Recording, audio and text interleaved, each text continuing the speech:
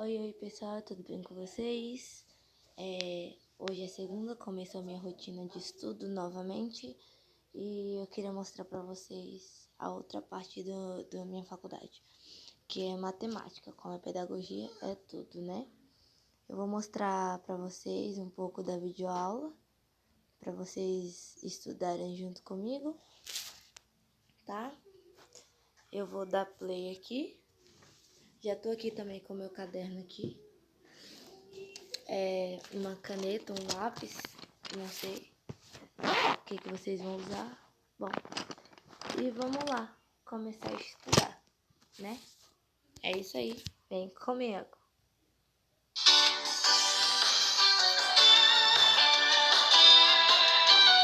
Hoje é 19 de julho.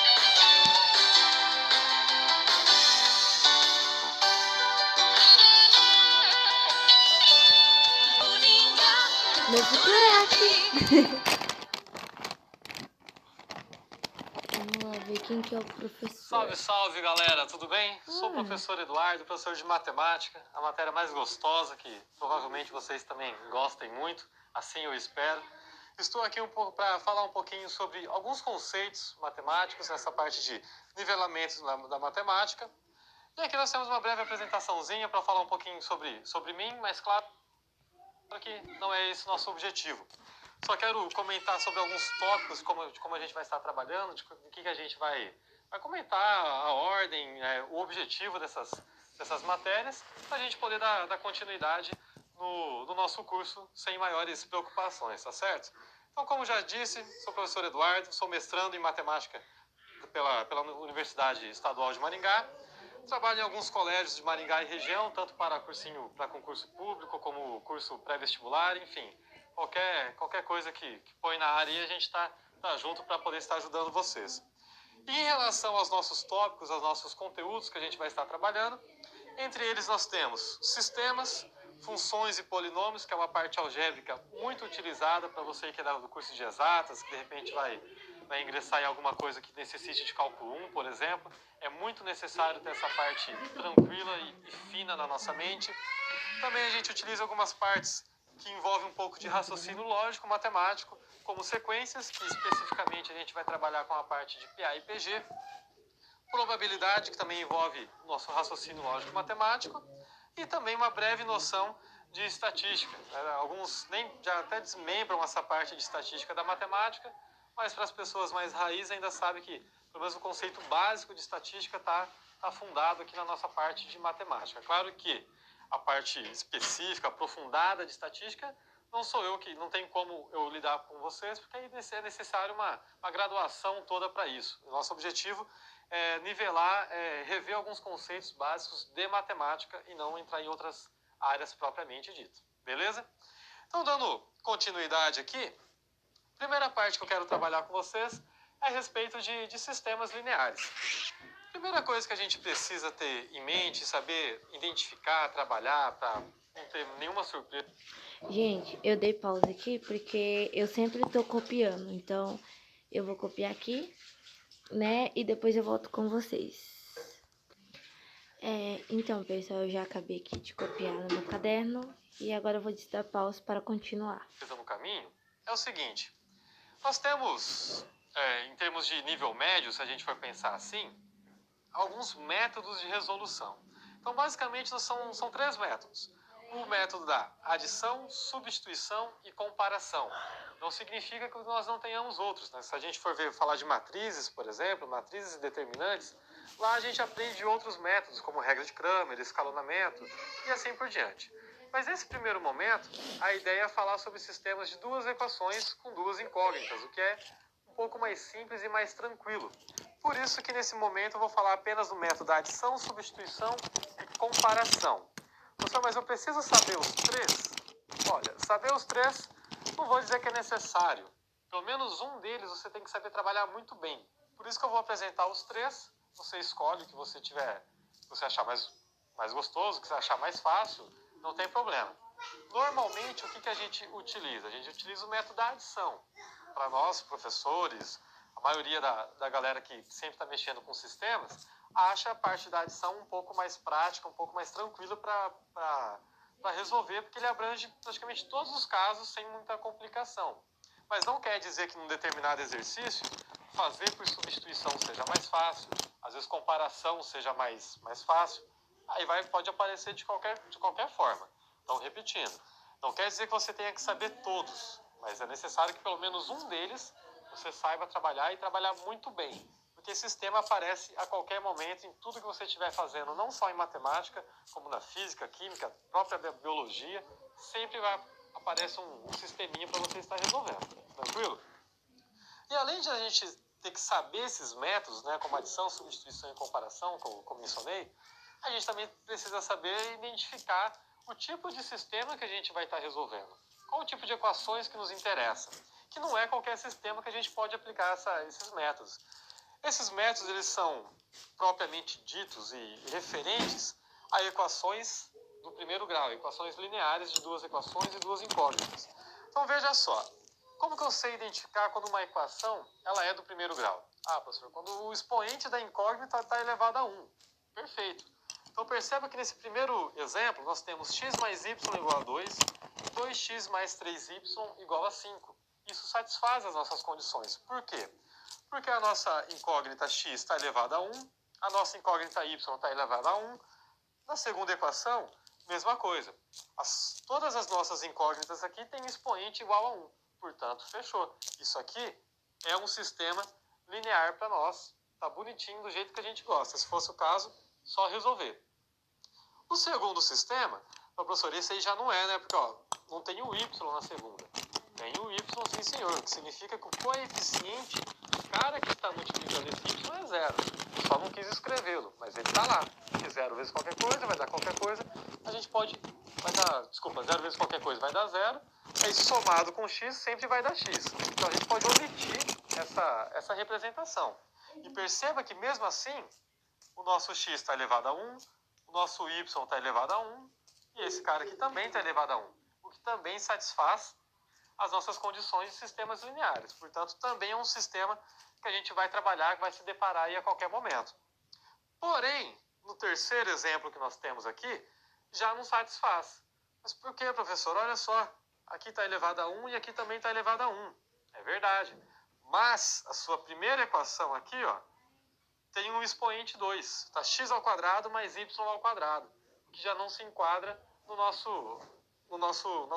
nossa ideia aqui, na nossa predisposição. Professor, mas então quer dizer que um sistema desse não tem como resolver? Não é isso que eu estou dizendo. A gente consegue resolver, mas não é um sistema linear. A nossa ideia é trabalhar com sistemas lineares. Portanto, isso não se enquadra na classificação que a gente está querendo trabalhar no momento. No quarto exemplo, fala, professor, esse se enquadra, né? Porque ó, você tem esse x que está elevado a 1, esse y, todos elevado a 1, e esse x também está elevado a 1. E aí eu lamento em te dizer, mas você está errado se você pensou isso. Professor, como assim? Dá um zoom nessa equação aqui, ó. 4 sobre x mais y igual a 3. Professor, expoente é igual a 1. Não é bem assim. Por propriedade de potência, eu posso reescrever esse 4 sobre x como 4 vezes 1 sobre x. Só reescrevi a minha fração. E, como eu disse, por propriedade de potência, isto aqui, ó, é a mesma coisa que 4 vezes x elevado a menos 1, o que deixa de ser expoente igual a 1. Nossa incógnita sempre tem que estar no numerador. Se no numerador o expoente dela não é 1, falhou. Portanto, isso aqui também não é um sistema linear. Volto a repetir, não quer dizer que a gente não saiba resolvê-lo, só que deixa de ser um sistema linear, o que não é a nossa ideia para este momento. A gente está interessado apenas em sistemas bonitinhos como esse aqui, para a gente poder trabalhar e ser feliz na vida. Tá certo? Então, o primeiro passo é esse, saber identificar, saber classificar com o tipo de objeto que a gente vai estar trabalhando, para não ter nenhuma surpresa no caminho. Feito isto, vamos começar com nossa parte deliciosa aí, que é fazer... Gente, eu dei pause, novamente repetindo. Eu sempre copio, então não liguem se eu dar pause.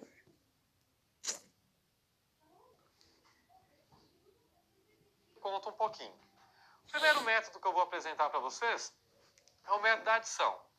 Temos aqui dois sisteminhas e em todos os métodos eu vou resolver esses mesmos dois sistemas para vocês verem que o resultado é o mesmo, ou pelo menos tem que ser o mesmo, a menos que eu erre em alguma conta, mas tem que ser o mesmo resultado, apenas para a gente verificar a praticidade e a eficiência de cada um. Aí depois vocês escolham qual deles vocês gostam mais e treinem bastante para que pelo menos um deles fique fino na hora de resolver o seu exercício. O método da adição consiste no seguinte. Tem o passo a passo logo a seguinte, um resuminho que eu fiz para você. Então aqui eu não vou me preocupar em escrever e anotar tanta observação. Vou ser um pouco mais direto e depois eu comento sobre as observações. Mas como o próprio nome diz, o método da adição é o seguinte. A minha intenção é somar essas duas equações. Só que ao somá-las, necessariamente, ou x ou y tem que dar zero. E aí perceba que, somando direto isso daqui, ó, se eu fizer o x mais x, deu 2x, não deu zero. Opa, aí já preocupa um pouco. Mas quando a gente vem para o y, 2y mais menos 2 é 2 menos 2, que dá zero. Então, tá legal. Então eu posso aplicar o método da adição aqui de forma direta, simplesmente somar x mais x vai dar 2x, que é igual a 7 menos 1, que é 6. Professor, cadê o y? Como eu disse, 2 menos 2 dá zero. Então eu já posso omitir essa representação, porque 2x mais 0 vai dar 2x. Então nós temos que 2x é igual a 6. Propriedade inversa da multiplicação é divisão. Então x é igual a 6 dividido por 2, da onde vem que x é igual a 3. Resolvemos a nossa primeira etapa. Descobrimos o valor de x. E para descobrir o valor de y? Muito simples. É uma sucessão de escolhas. Você pode escolher qual das equações você quer. Ah, professor, eu gostei da primeira. Pega ela. Professor, eu gostei da segunda. Pega ela. Pega quem você quiser. Aqui é uma libertinagem total. Então, se eu gostei mais da primeira, eu vou escolher aqui, ó, x mais 2y igual a 7. Como a intenção é descobrir o y, a ideia é isolá-lo nessa equação, que o x nós já temos. Então, 2y é igual a 7 menos x. Mas quem que é x? X vale 3. Portanto, 7 menos 3, isso aqui é igual a 4. E 2y igual a 4. Da mesma maneira aqui que o 2 estava multiplicando, passou dividindo. 4 dividido por 2, nós temos que y vale 2. Então está aqui a nossa solução do sistema. É o par ordenado, 3 para x e 2 para y como solução. Perceba que você pode tirar a contraprova. Você não precisa esperar sair gabarito para saber se você acertou ou não. Pega o x e o x e o y de valores 3 e 2 e substitui. 3 mais 2 vezes 2, que é 4, dá 7. 3 menos 4, menos 1. Bateu. Tem que satisfazer as duas equações, necessariamente. Pode acontecer de, às vezes, você chegar numa solução, ela satisfazer a primeira, mas não satisfaz a segunda. Então, alguma coisa está errada. Ou o seu sistema não admite solução, ou as suas contas estão erradas. Então, sempre verifiquem as duas equações para ter certeza que a sua resposta é essa mesma, para não ser surpreendido na hora da nota da prova aí, tá certo? E outro detalhe. Perceba que quando eu fui comentado sobre a solução, eu mencionei um par ordenado. Par ordenado, por que é o ordenado? Ah, professor, porque a ordem importa. Exatamente isso. A ordem com que você coloca esses valores, ela é importante. Sempre ela vem em ordem alfabética. Quem que aparece primeiro? O x. Então, o primeiro valor é sempre relacionado a x. O segundo valor, sempre relacionado a y. O que quer dizer que, se em uma prova você tem uma alternativa deste jeito, para este sistema, vamos supor. Lá, professor, cheguei nos valores 3 e 2, peguei lá e marquei aqui, ó, letra B, 2 e 3. Fudeu, você perdeu a questão. Sua resposta correta é 3 e 2 e não 2 e 3. Tanto que se você pegar esses valores e jogar aqui na equação, não vai bater a igualdade, certo? Perceba que 2 mais 3 vezes 2 não dá 7. Portanto, isso não é permitido para a gente. Tá certo? Agora olha só nesse nosso segundo exemplo aqui. Também vou resolvê-lo pelo método da adição. O primeiro foi muito simples, muito tranquilo. Mas perceba que nesse segundo exemplo, se eu somar direto essas duas equações, não vai acontecer de nenhuma das duas dar zero. 2 com menos 4 dá menos 2 e menos 3 com mais 5 dá 2. Ou seja, não zerou ninguém. Então o que a gente tem que fazer? Alguma manipulação para ajeitar isto. E é isso que eu quero que você preste atenção. A primeira equação é 2x menos 3y igual a 1. E a nossa segunda equação, menos 4x mais 5y, menos 4x mais 5y, que é igual a menos 3. Tá aí. Então, olha só, o que eu preciso fazer, professor, para conseguir cancelar uma delas? Bom, primeiro você vai ter que escolher uma incógnita. Nossa, não vai, Geninho.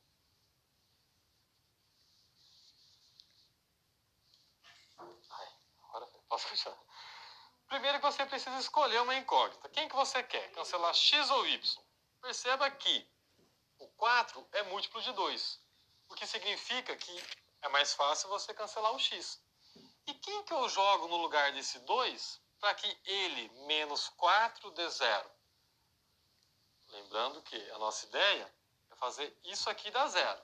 Então, quem que eu tenho que colocar aqui? Ah, professor, tem que colocar um 4, porque aí 4 menos 4 vai dar zero. Perfeito. Então, você vem aqui e vai fazer o seguinte, ó.